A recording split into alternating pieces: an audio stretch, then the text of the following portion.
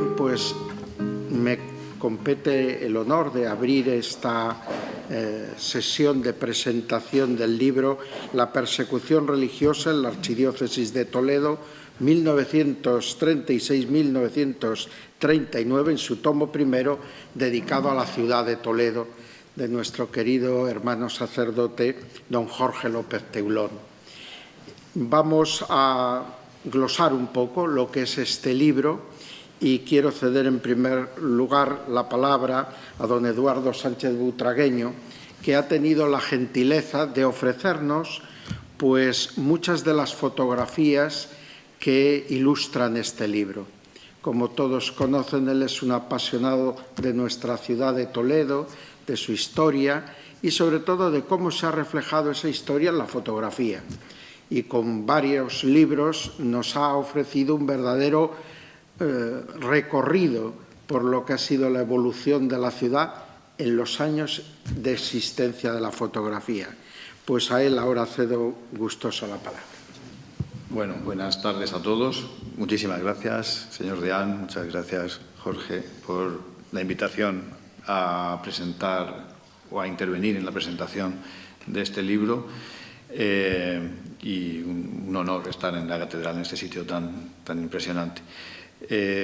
Bueno, yo tengo que decir lo primero, que cuando de las primeras veces que tuve contacto con Jorge fue a raíz de unas fotografías que él amablemente me puso tras la pista de ellas, que es un álbum del que os he seleccionado unas fotos ahora que voy a poner. Él me pidió una selección breve y así será. Y lo que quiero destacar hoy es que aquella vez pues descubrí a través de estas fotografías no solo un legado fotográfico impresionante, sino una persona con una búsqueda de la verdad que me emocionó, porque en este mundo de hoy en el que te encuentras habitualmente personas que en esa búsqueda a veces tienen sesgos, tienen intenciones no siempre fieles exactamente a la verdad, sino que anteponen su opinión o su sesgo antes de la búsqueda de la verdad, pues encontrar personas que no son así, sino que su búsqueda principal es la verdad, incluso por delante de su condición, en este caso de sacerdote, de católico, de creyente, pues es un acontecimiento que a mí me cautivó, y desde entonces pues tengo a Jorge como una referencia no solo como historiador, sino también como persona. Además, estas fotografías tienen el valor y hablan, en este caso, de una manera elocuente de a veces la posición de la Iglesia, que muchas veces es criticada, y en este caso pienso que es destacable que estas imágenes fueron tomadas en el año 37, en un álbum publicado en el año 38, y no fueron publicadas ni dadas a conocer hasta hace 4 o 5 años. Hubiera sido muy fácil, tanto en la época de la guerra como en la posterior etapa franquista, sacar estas fotografías y utilizarlas desde un punto de vista parcial. Lejos de eso, fueron unas fotografías que yo creo que por puro dolorosas fueron no ocultadas, sino guardadas en un álbum que solo hoy ha visto en recientes días la luz. Y eso también es algo que quiero destacar, porque habla de la ausencia de rencor y de venganza en la divulgación de estas fotografías, en su caso, en su momento, en la no divulgación, y en este caso, a través de Jorge, en su ya salida a la luz, y como una de las partes de este libro que ya estoy deseando leer a fondo, aunque ya he tenido un poquito de conocimiento de él en los días previos, y que se va a convertir en una referencia de la historia, en este caso de la Iglesia en el siglo XX. Bueno, sin más dilación, voy a poner estas 13 fotos que he seleccionado hoy.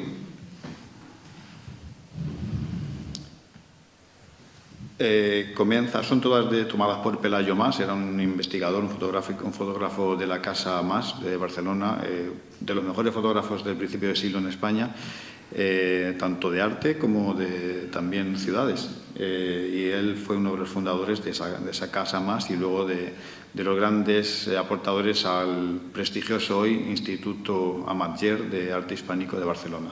Tenemos una imagen del convento de las Concepcionistas que bueno, ha sido bastante reproducida, pero no por eso quería dejar de ponerla, porque es elocuente en cuanto a lo que sucedió en aquellos tristes días. Pues es una imagen en la que ha sido dibujado con un punzón o algo parecido las letras de la Federación Anarquista Ibérica, y que bueno, es una imagen que hoy se puede todavía contemplar en ese convento de la Concepción. En ese convento de la Concepción fueron realizados destrozos impresionantes de arte.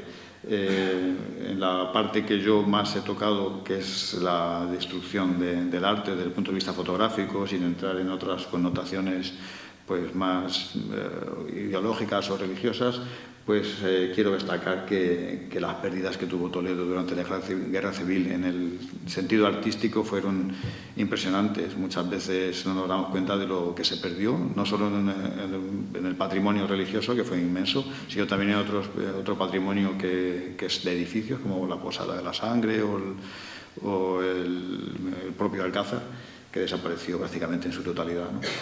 Y en este caso el convento de la Concepción pues quedó muy desfigurado y con daños pues muy evidentes, como pueden ser estos sepulcros de piedra que hay que echar bastante mala intención y fuerza para piezas tan pesadas moverlas tanto, ¿no? Es un lugar en el que hubo profanaciones, hubo de todo. La verdad es que puede que el convento de la Concepción fuese el epicentro de ese odio, ¿no? En este caso religioso. Aquí tenemos una pieza que es simbólica y muy emblemática por ser una de las pocas esculturas del Greco que se conocen. Este Greco que se conserva, también por aquel entonces estaba en el Hospital Tavera, apareció hecho añicos. Y por suerte pues un grupo de personas de una comisión de preservación de monumentos encontró los trozos. En concreto hay que agradecerle a Julio Pascual, persona a la que todo el mundo sabe que le tengo gran aprecio por lo que supuso para la historia del arte de la forja en España, y porque también fue uno de los fundadores de esa empresa en la que yo actualmente trabajo, que es Solis. Pues Julio Pascual fue el que encontró los trocitos del Cristo resucitado del Greco en Tavera, y gracias a ello pues se pudo recomponer, restaurar, y hoy lo podemos ver en el Hospital Tavera de nuevo recompuesto. En el propio Hospital Tavera, pues qué barbaridad, ¿no? Coger un cuchillo y rajar un cuadro del Greco, pues hay que tener la cabeza muy contaminada de muchas cosas para poder llegar a hacer eso. Pues sucedió, lo hicieron, y por suerte también fue un cuadro que este mismo grupo de personas, entre los que estaba Pascual y otras personas, Cecilio Béjar y otros amantes del arte, pues pudieron encontrar también estos trozos pisoteados y esparcidos por el suelo, pero por suerte se encontraron todos los trozos y pudo ser restaurado en Sevilla. Este es un Cristo del siglo XIII, nada menos, que fue destrozado en el convento de Santa Isabel de los Reyes, y que probablemente es la talla más antigua de la que se tiene constancia que fuera destruida en esos tristes días en Toledo. Aquí tenemos una imagen que, bueno, pues aparte del destrozo que se le ocasionó, pues tiene una soga atada al cuello, pues probablemente porque fue arrastrada por los milicianos en algún acto de ofensa máxima que pudieran intentar hacer. Y en la imagen pues se puede ver tanto la imagen con su cara destrozada como los restos de la soga que le colocaron. El convento de San Juan de la Penitencia fue probablemente el edificio de más valor. Era, yo creo, que el convento más rico que había en Toledo, y y quedó absolutamente calcinado por un incendio provocado por el odio ideológico en julio del 36, a los poquitos días de comenzar la guerra. Creo que el 22 o 24 de julio fue incendiado. Entre las maravillas que atesoraba este convento, pues estaba este sepulcro, que era el sepulcro de Fray Francisco Ruiz, obra de Aprile de Carona. Era una de las joyas del Renacimiento, no en Toledo, sino en toda España, y quedó pues aniquilado por causa del fuego. Y aquí tenemos una foto de Pelayo Mas tomada justo después de estos, debió ser tomada en octubre del 36 más o menos, a la llegada ya de las tropas franquistas, y el estado en que quedó el sepulcro, ¿no? Esta es otra imagen del propio convento de San Juan de la Penitencia, que era enorme, una fundación del cardenal Cisneros, de una riqueza, como decía, impresionante, que quedó aniquilado para siempre. El convento de San Clemente, que muchas veces pensamos que hoy los vemos muy restaurados y los vemos en buen estado y puede ir a parecer que no sufrieron daños, pues sí, también casi todos los monumentos de Toledo sufrieron daños durante la guerra. Aquí tenemos este convento de San Clemente, que tuvo bastante deterioro en sus techumbres por bombardeos ocasionados ya no durante el asedio del Alcázar, sino en bombardeos de los años 37-38. Y esta es una imagen muy elocuente de una destrucción de una de las iglesias que quedó reducida a escombros, salvo la torre, como es en este caso la iglesia de la Magdalena. No quedó en pie prácticamente nada de su interior, solamente la torre. Y dentro pues se perdieron para siempre tallas tan impresionantes como el famoso Cristo de las Aguas, ¿no? Esta es otra imagen en la que se puede ver lo que comentaba, cómo se ve la torre, que sí se pudo salvar, pero el resto, aunque ahí podemos observar algunas columnas, algunos restos de muros, pues muy poquito se pudo salvar. El deterioro que tenían, por ejemplo, las columnas fue tal que no pudieron salvarse, y las que vemos en la actualidad son todas nuevas. Y aquí una imagen pues muy dura, que habla no solo de destrucción de arte, sino también de ensañamiento, de profanación, ¿no? Como es el caso de la iglesia de San Miguel, donde aparte de muchos destrozos de obras de arte, pues fueron profanados sepulcros. En este caso eran sepulcros que contenían cuerpos tanto de adultos como de niños, y colocaron sus cráneos en un altar, bueno, pues como si fuera un juego, ¿no?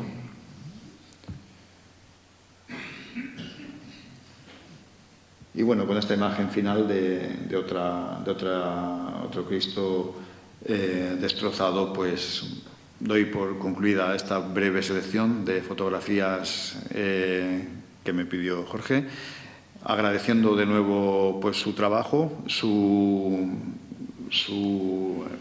buena intención en el mejor de los sentidos al intentar arrojar luz sobre lo que pasó, arrojar luz no desde el enfrentamiento, no desde el odio, no desde la venganza, sino desde la búsqueda de la verdad, que es algo muy de agradecer, y ha quedado una obra pues absolutamente antológica que verá continuidad en siguientes tomos, que ya estoy, la verdad, deseando ver. Muchísimas gracias. Yo quisiera que todos tuviéramos muy presente que don Jorge López Teulón, ofreciéndonos estas páginas, nos ayuda a dar gracias a Dios y a dar gracias a nuestros mártires por lo que significa este testimonio martirial. Cuando uno mira esa destrucción del patrimonio, pues ve uno lo negativo, y evidentemente en el asesinato, en el martirio de todos los que contempla este libro, hay también esa parte de destrucción. Es la parte horrible del ser humano cuando se propone hacer mal, hacer daño. Destruye el arte, destruye la naturaleza y destruye a las personas. Pero en las víctimas, en estos mártires, hay y emerge algo positivo. Es donde se manifiesta en el martirio el don de Dios. Y lo que ellos manifiestan es amor. Amor a Dios en primer lugar. Por Él están dispuestos a dar la vida, manifestando que están convencidos que Él les amó primero, porque Él primero dio la vida por ellos, nuestro Redentor, nuestro Señor en la cruz.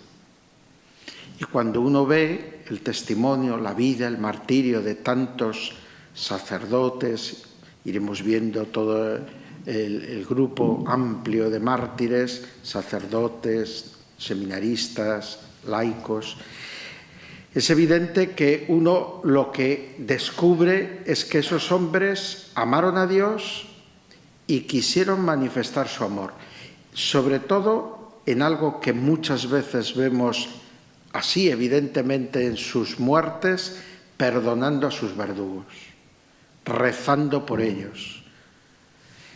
Algo que resulta desconcertante, pero que nos recuerda un elemento esencial de la fe cristiana, el convencimiento de que el amor es capaz de transformar hasta las cosas más horribles que el ser humano puede hacer en algo que sirve para edificar un mundo mejor.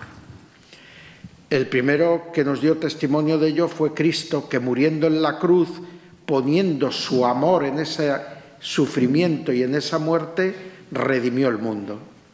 Así lo creemos los cristianos. Y en la muerte por amor y perdonando de los mártires, se realiza también una transformación, una regeneración del mal hacia el bien. Una destrucción del mal por el bien. Podría parecer que la muerte de los mártires es inútil, como pudo parecer a muchos en el momento en que Cristo murió en la cruz, que esa muerte era inútil, era el fracaso supremo. Pero sabemos que de ese fracaso se siguió la glorificación de Cristo, su resurrección. Y sabemos que de la muerte de estos hermanos nuestros, de estos mártires, se ha seguido una efusión de gracia de la que probablemente somos fruto nosotros. La fe que profesamos, la vida que hemos podido llevar, todas las bendiciones que hemos recibido en nuestra educación cristiana, en nuestra vida familiar, probablemente son fruto del martirio, del amor que pusieron en su martirio, en dar la vida, estos que ahora intentamos recordar y honrar, entre otras cosas, con este libro que estamos presentando. Por lo tanto, yo agradezco mucho a don Jorge el que nos haya ofrecido la posibilidad de conocer esto. Y espero que de la lectura meditada de estas páginas surja no tanto un deseo de rabia contenida porque veamos que se hizo tanto mal, sino que sobre todo surja el deseo de emular en el amor a estos mártires, para que también nosotros hoy, en las circunstancias que nos toque vivir, sepamos, a través del amor que viene de Cristo crucificado, transformar el mal y el odio en bien, el desprecio por la vida humana en valor y aprecio por esa criatura que ha sido hecha imagen y semejanza de Dios. Que podamos sembrar amor y paz, reconciliación y perdón, capacidad de superar las distancias y los odios y transformarlo en solidaridad y cooperación al bien común. Nuestros mártires son los ejemplos más bellos que Dios nos regala para que podamos mantener viva la esperanza de un mundo mejor. Muchas gracias.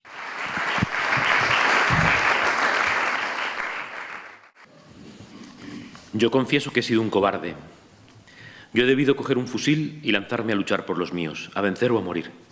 Yo he debido salir a la calle, a hacer cara a una horda incivil y arrancar, sin temor de sus garras, al que estaba en peligro o morir. Yo he debido dejar este pozo, yo he debido escaparme de aquí. Yo he debido tener el arranque de cruzar la frontera o morir. Yo he debido jugármelo todo con un gesto gallardo y viril. Y he debido sentirme valiente y he debido ser hombre o morir. Yo he debido pensar mucho menos y hacer más de lo que hice por ti. Yo he debido por ti proceder con grandeza o morir. Yo he debido gozar de tus glorias, yo he debido tus penas sufrir, yo he debido encontrarme a tu lado, yo he debido ser tuyo o morir.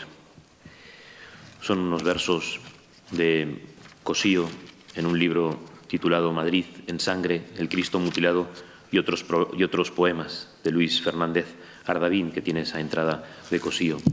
Es una literatura del momento, es del año 39, pero eso es lo que hemos querido hacer, entregarnos y dar la cara por estos testigos de la fe, presentar su vida y sus nombres. Hemos repetido estos días en alguna entrevista eso, no se puede perder ni un nombre ni una historia. No hablamos de procesos de beatificación y canonización, unos llegarán a los altares y otros no podrán, sobre todo por la falta de documentación y porque se tiene que llevar un sistema muy riguroso para demostrar el martirio solo por motivo de fe. Por eso unos llegarán o no. Hemos empezado a veces tarde en la recogida de documentación y es por eso.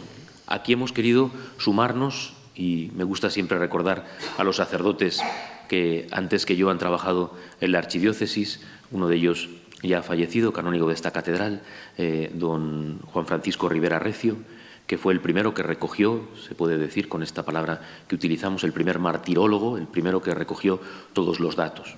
Incluso tenemos anotaciones en donde en guerra todavía, porque aquí no hay guerra en Toledo y la hay en la parte de la Mancha, dice, de ahí no puedo decir nada porque todavía hay frente, todavía están en guerra y no tengo los datos.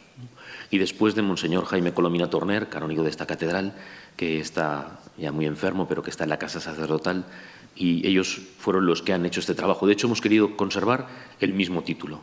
El título que pone don Juan Francisco para la primera obra, que se publica en 1958, es este, La persecución religiosa en la Archidiócesis de Toledo, 1936-1939. Tiene 2 ediciones, está publicado en 2 tomos, y después lo que hace Monseñor Jaime Colomina Torner en el año 1995 es publicarlo en un solo tomo. Quita las fotografías por facilitar la publicación y tiene lugar esa 3ª edición.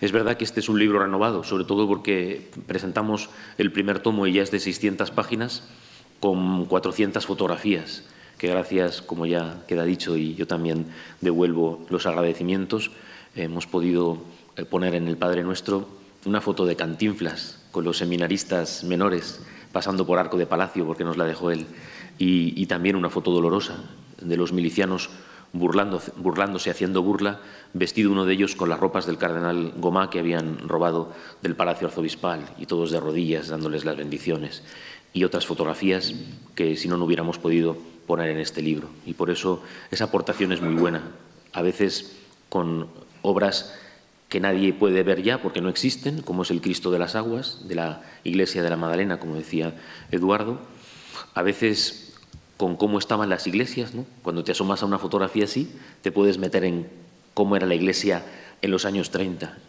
A veces ya, como digo, no hay ocasión de verla porque no queda nada o se volvieron a levantar renovadas. Y sobre todo con las caras, con los rostros de los mártires. Hemos trabajado durante estos 17 años buscando con las familias fotografías que ya tenía el libro de don Juan Francisco y otras muchas que hemos ido encontrando, ¿no? A veces están los mártires esperándonos.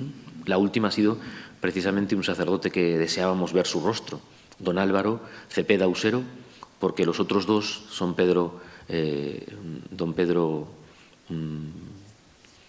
Ruiz de los Paños, y don José Sala, al cual se dedicaba este himno al comenzar, que fueron asesinados los 3 en el Paseo del Tránsito, y de ellos sí que teníamos muchas fotografías y de él no. Y hemos encontrado una fotografía de 1911, todavía quedan muchos años para el martirio. Tiene lugar el famoso Congreso Eucarístico en Madrid, y el cardenal se trae a todos los que están en ese congreso a celebrar una misa mozárabe aquí en Toledo. Y entonces es una fotografía donde él aparece a punto de revestirse para celebrar la misa mozárabe. Hemos tenido ese empeño y hemos trabajado mucho en ello para podernos encomendar, porque nosotros, y a veces cuesta decir esto, por eso, porque queremos no evitar el enfrentamiento, sino que no queremos entrar en ello. Nosotros no hablamos de memoria histórica, porque es que ellos están vivos, están en el cielo. Nosotros hablamos en otra dimensión. Por eso muchas veces a mí me gusta decir que yo no soy historiador. Me habré hecho historiador, pero no soy historiador. Yo soy postulador de causas de mártires. Y por lo tanto a mí lo que me compete es mostrar la vida de estos sacerdotes, con una coletilla que repetimos muchas veces. Fueron mártires porque eran santos. Vivían una vida de entrega, de abnegación. Ese Cristo resucitado del Greco que hemos podido ver fue un hallazgo de un canónigo, del canónigo Agustín Rodríguez, que era el teniente vicario general de la diócesis cuando sufrió el martirio. El cardenal arzobispo estaba fuera, el que iba a ser obispo auxiliar estaba fuera porque le iban a consagrar en Tarazona y pudieron llegar hasta Pamplona y refugiarse, y el tercero que gobernaba en la diócesis era don Agustín Rodríguez, teniente vicario general. A través del arte, a través de la pluma, tantísimos escritos. Hemos cometido un exceso y hemos puesto una homilía larga, la primera vez que se predica sobre Cristo Rey en el año 1926, un mártir de Madridejos, canónigo de esta catedral, José Rodríguez. Hemos querido presentar la grandeza de estas vidas. Muchas veces no insistimos en el martirio, eso ya lo hago yo, ya me leo yo la cantidad de heridas que tienen su cuerpo, o cómo fue el martirio, o incluso los informes de los forenses. Eso no da ninguna devoción. Con decir sencillamente que sufrieron un cruel martirio o que se cebaron con su cuerpo, pues ya es suficiente. Hemos tenido interés en mostrar esta santidad, porque lo que queremos es ejemplos, testimonios, encomendarnos. No nos adelantamos al juicio, no lo hemos puesto, pero antes se ponía de forma solemne. En este libro no nos adelantamos al juicio de la Iglesia. Cuando lleguen las beatificaciones ya llegarán. El libro ya se ha quedado obsoleto. El Papa Francisco, que es el que más mártires de la persecución religiosa ha elevado a los altares, acaba de dejar obsoleto el libro la semana pasada por una religiosa de Huéscar, Granada, hoy diócesis de Guadix, pero hasta los años 50 diócesis de Toledo, con 77 años, una dominica que sufre un martirio tremendo. Digo que ha quedado obsoleto porque como va a ser beatificada todavía no lo pone el libro porque no lo sabíamos, ¿no? A través del testimonio de estos mártires queremos presentar la historia real de esta diócesis, como de tantas otras, pero por eso lleva el título de Toledo. La sangre que se vertió en estas calles, la sangre que regó la diócesis. Después habrá un segundo volumen, en principio no creo que hagamos más, que con un segundo será suficiente para mostrar el resto de las vicarías. Hemos querido utilizar la división que don Braulio hizo en el año 2015 para la archidiócesis de Toledo. La historia es muy compleja, hasta en los años, porque muchas veces se calculan los años, la edad que tenían los mártires a la hora de morir, con la fecha de nacimiento. Pero si cumplen los años antes de julio, cuando los matan, o después de julio, pues tienen cumplida la edad de ese año o no. A través de la geografía, la diócesis de Toledo era extensísima. En Jaén, por ejemplo, teníamos el arciprestazgo de Cazorla. También teníamos el arciprestazgo de Huéscar, como digo, en Granada, hoy diócesis de Guadix. Por ejemplo, el párroco de Cazorla era de Almonacid de Toledo. Pues todos esos nombres no se pueden olvidar. A la hora de hacer procesos de beatificación y canonización, por ejemplo, el párroco de Cazorla ha entrado en un proceso por la diócesis de Jaén. Pues muy bien, que nosotros tenemos muchos, nos los repartimos. Lo importante es que lleguen todos a los altares. Pero para esta historia diocesana tienen que entrar todos. Nuestros pueblos de Extremadura, Albacete, que no existía, mucha parte de Albacete que pertenecía a Toledo, la ciudad de Guadalajara, las 3 primeras carmelitas que suben a los altares pertenecían a la archidiócesis. Don Marcelo entonces escribió una carta porque además beatifican a Mosensol, que era el fundador de los operarios diocesanos, que durante 100 años fueron los que se encargaron de la educación a los seminaristas, a nosotros en Toledo, tanto en el menor como en el mayor, y entonces escribe una carta, pero ahí recuerda cómo esas mártires pertenecían a la archidiócesis de Toledo, ¿no? Y por eso a veces hacer las cuentas es muy difícil, pero sí que es verdad que en las cifras que se nos ofrecen estamos hablando de que somos en ese ranking desgraciado o a la vez victorioso una de las diócesis que más vidas ofrecen. Hablamos de porcentaje por habitantes. Está claro que Madrid, Barcelona, Valencia sufrieron los grandes holocaustos. En Toledo sufrieron el martirio 293 sacerdotes, prácticamente la mitad del clero. Está primero la diócesis de Barbastro, que sufrió el martirio del 98% de clero, vida religiosa, el propio obispo. Después las diócesis de Tortosa y Lérida, y ya nosotros, con más del 48%. Estamos hablando de unas cifras que además hay que sumar un subdiácono y 4 seminaristas. Y entonces, al actualizar todas estas cifras, pues hemos ido encontrando cosas y, como es verdad, que es lo que nos mueve, no se trata de a ver si metemos más, ¿no? Si los hemos puesto a todos es porque eran de la diócesis o porque venían a estudiar a nuestros seminarios o, por ejemplo, también cuando fue la beatificación hace unos años en Almería, uno de los sacerdotes que fue beatificado también en la diócesis de Huéscar, en la diócesis de Guadix, había sido, esos eran nacidos allí en Andalucía, pero había sido durante muchos años formador del Seminario Mayor de Toledo. Entonces hay una vinculación, vinieron a estudiar a nuestro seminario y, como digo, en el caso de otros, eran nacidos en nuestra diócesis y estaban en esos lugares que ahora no pertenecen a la diócesis, pero hemos querido recoger todos esos nombres. Por eso muchas veces las cifras cuesta arreglarlas, ajustarlas, ¿no? Pero es lo que hemos pretendido, con algún error incomprensible, porque don Juan Francisco Rivera Recio es un historiador recto que también busca sobre todo la verdad, pero por lo que fuese hay un sacerdote que muere en el año 34 que está en las listas, otro que muere en febrero del 36 que está en las listas y todavía no había empezado la persecución aquí, aunque es verdad que hablamos como historia de la persecución religiosa desde 1931, pero ninguno de los dos sacerdotes había muerto en situación de persecución. Y luego él hace algo, y yo lo he respetado, porque no lo podemos elevar a categoría de martirio, pero otro viene ciego porque le han arrancado los ojos, ¿no? Pero que todos se juntan y tienen ese primer concilio. Pues algo así cuenta don Juan Francisco de lo que sucede en la diócesis. Hay gente que se pasó los 3 años escondidos en su casa y a los 3 meses estaban muertos por tuberculosis. Coge la tuberculosis por estar esos 3 años encerrado en su casa. A lo mejor era herencia familiar el tener la tuberculosis. Es difícil demostrar que se pueda unir ese.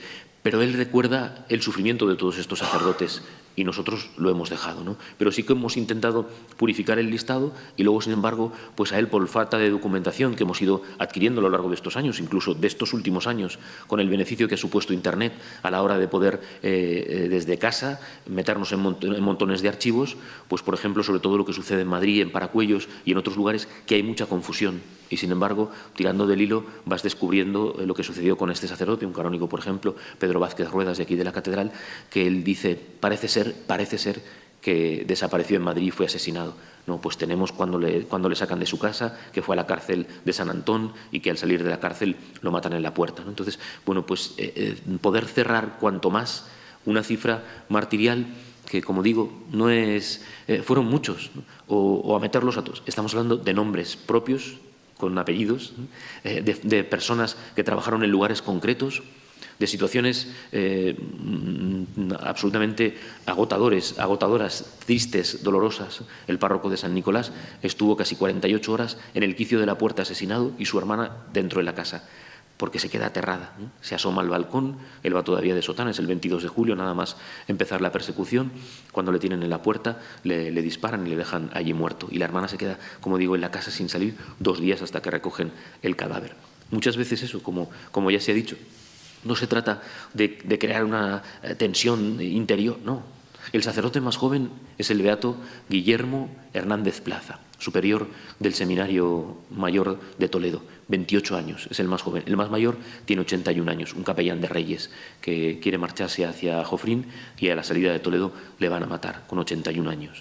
Y a través de ese testimonio de este más joven, del beato Guillermo, pues asesinado a 9 kilómetros cerca de Argés, pues entendemos de qué va todo esto.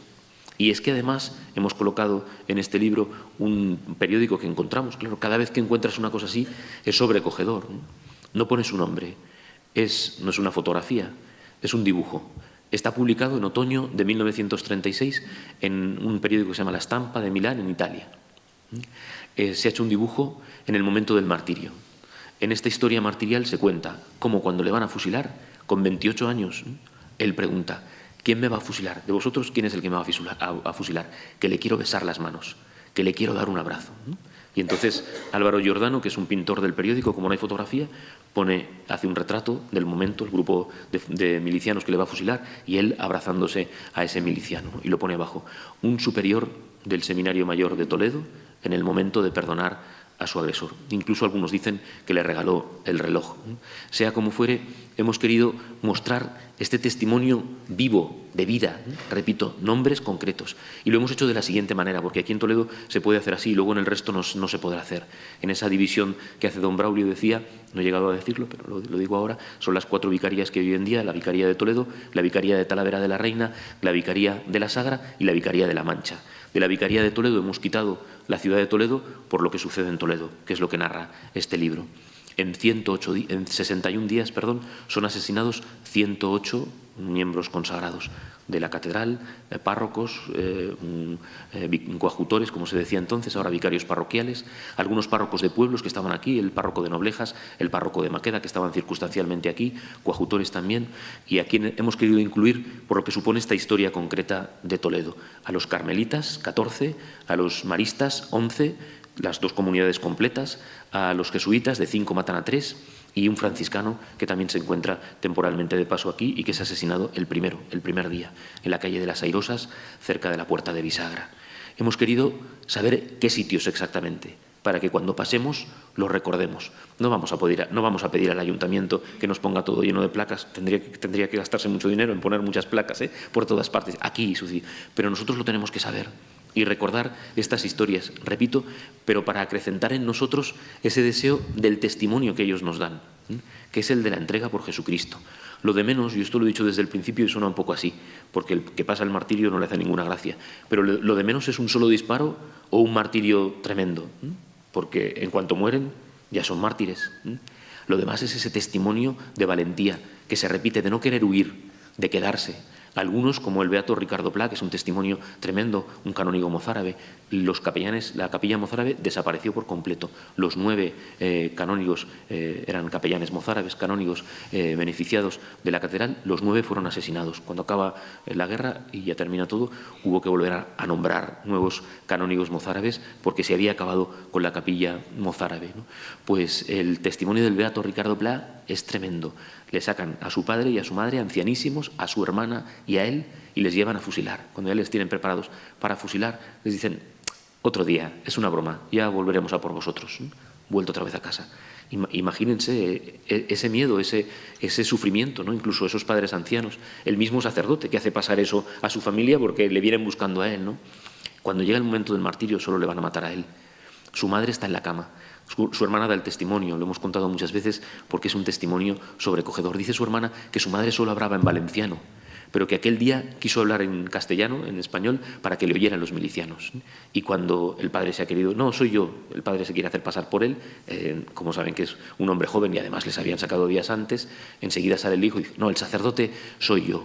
Su madre se levanta de la cama, que está la pobre gravísima, y cuando se está despidiendo de él le dice: valor para morir y más valor para perdonar. Este es el testimonio de nuestros mártires. Nosotros haríamos el ridículo si estuviésemos hablando de otra cosa, de una historia de venganza o de... Por eso que eso de la memoria, pues el que se olvida de las cosas porque quiere o porque se quiere inventar otra historia, no. Nosotros estamos hablando de nuestros mártires que están en el cielo, creemos en la vida eterna y son los que nos están alentando, ¿no? Ya es una idea piadosa, pero para eso soy cura, ¿no? Entonces, es muy importante descubrir cómo ellos, en este momento, en estas circunstancias, ni peores ni mejores, ¿no? Don Antonio Cañizares, que fue arzobispo nuestro, cardenal arzobispo de esta diócesis, siempre recordaba las palabras de Santa Teresa, que estábamos en unos tiempos recios, ¿no? Y en los tiempos recios de Santa Teresa o los tiempos recios nuestros, o siempre han sido tiempos recios. Dice San Agustín: vosotros sois los tiempos. Si cambiáis vosotros, cambian los tiempos, ¿no? Entonces los mártires, en este momento que nos toca vivir ahora, ni mejor ni peor, el nuestro, nos están alentando. Y ellos sí que pueden decirnos y pueden sacarnos los colores. Si ellos, en una situación hasta el martirio, fueron fieles, ¿cómo no lo vamos a ser nosotros?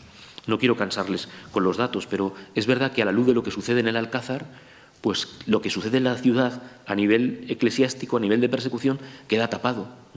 La gesta del Alcázar militar, lo que supuso la gesta del Alcázar, diga cada uno lo que quiera, cómo fue imposible derrocar el Alcázar y cómo luego fue empleado por Franco como pura propaganda porque les vino bien.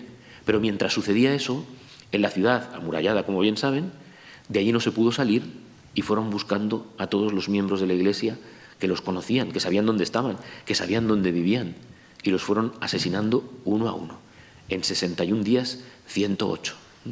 Ese momento martirial de la Puerta del Cambrón con el beato José Polo, con los mártires maristas que ya están beatificados. Otra vez tenemos la autoridad de la Iglesia en ese reconocimiento, que ya están en los altares. Hay otro grupo todavía de canónigos de la catedral y de otros sacerdotes.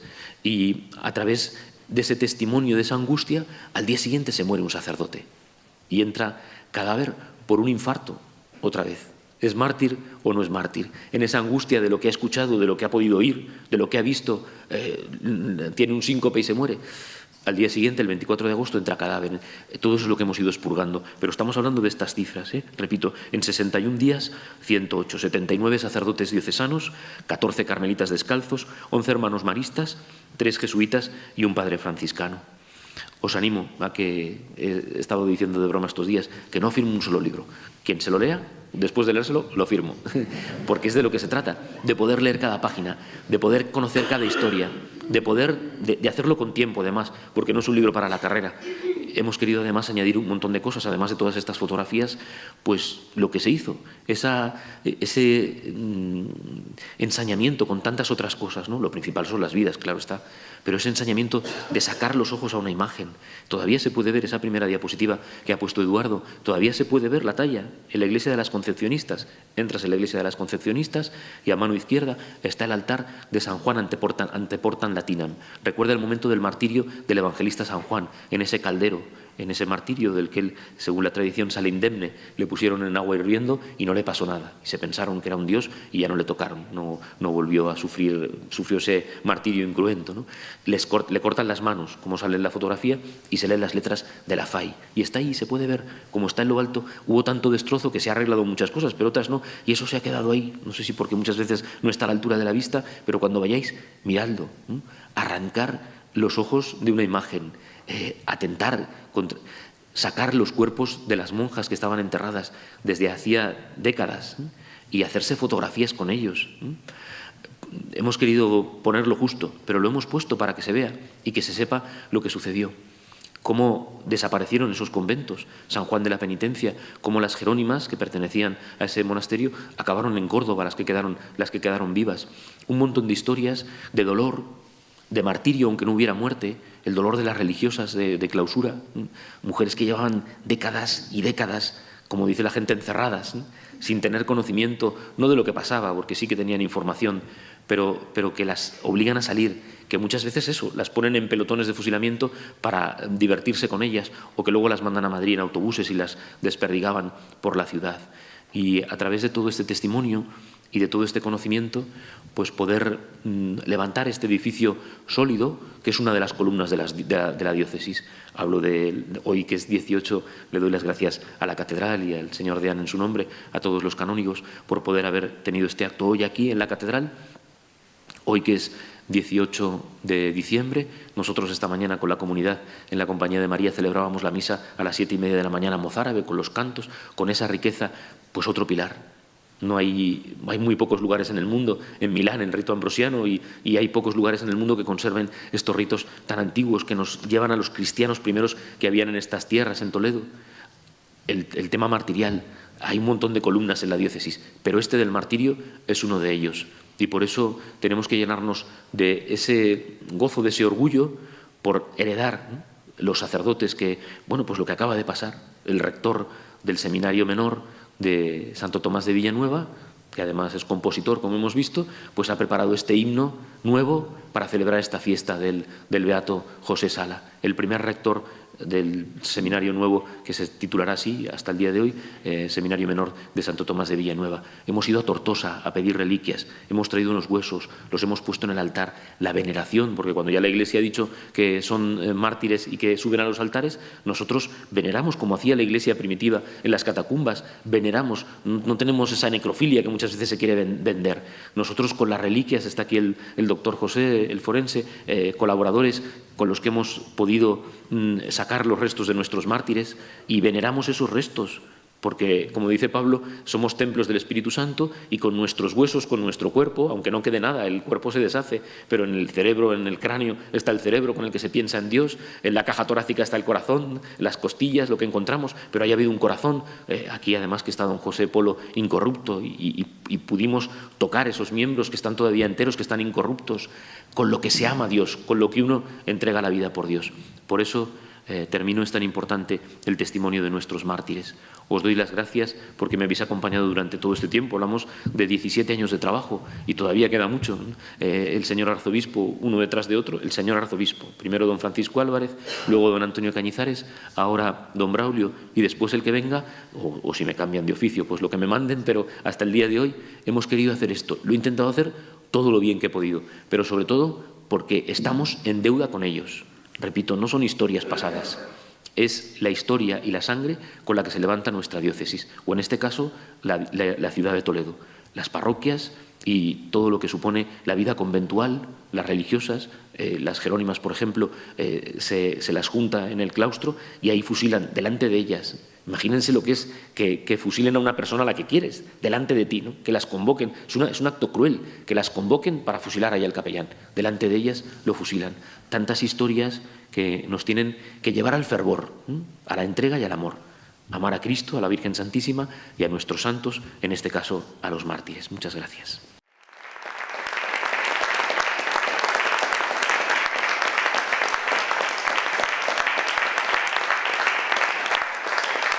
Nuestro arzobispo, don Braulio, que ha hecho una bella presentación con su prólogo al libro. Le hubiera gustado estar también hoy aquí, pero otro acto, dentro de sus muchos compromisos, le ha obligado a ausentarse de esta presentación del libro. Pero no me queda a mí más que darles de nuevo a todos las gracias por su presencia y que vamos a intentar cumplir el encargo que nos ha dado don Jorge, leernos el libro para que luego nos lo firme. Pero ahora, como nos ha dicho pues no vamos a pedirle que nos lo firme por adelantado, pero fíese de nosotros que nos lo vamos a leer y lo vamos a leer con gusto. Pues muy buenas tardes a todos y gracias por su presencia.